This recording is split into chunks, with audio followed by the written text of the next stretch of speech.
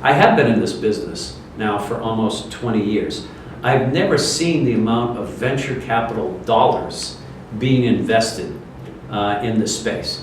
And it's because it's such a problem. In the last 10 years, as we've been discussing, the attackers grew to have a more significant advantage than ever.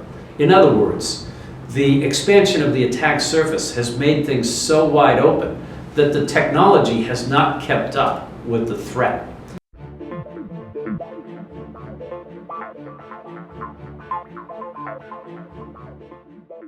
Around 3 years ago, over 500 websites were being created each minute. Scientists are continually creating new units of measure to calculate just how much data is on the internet, and it's still not an easy task. With an ever-increasing web and the Internet of Things on the horizon, it's becoming harder to protect and secure data. Just in the past 5 years, there has been a boom in the cybersecurity market.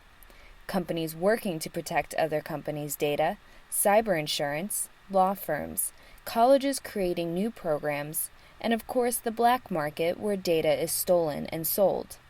The high-profile data breaches and the increased spending to protect data has made the market an interesting one to watch. They're in the business to make business, so it's just like, look, all I know, I'm looking across this budget, everything's getting cut except cyber. Like, maybe we should have something we could sell in cyber because there's money there. And that's the way businesses think and operate. So yeah, I mean, it's a very lucrative place to be right now. Each year, the industry grows and gets more complex. 2014 was dubbed the year of the data breach because of the unprecedented amount of breaches that took place. Think about competition in industry, how now you can go after someone else's data. You know, hire a third party to take down your biggest competitor. It happens. It happens. But this doesn't just affect large companies. This affects every person who uses the internet, uses a credit card, goes to a medical center, or shops online. The biggest issue is a lack of education of the general public, a lack of awareness of just how vulnerable their systems are. You know, we're doing banking on our phones.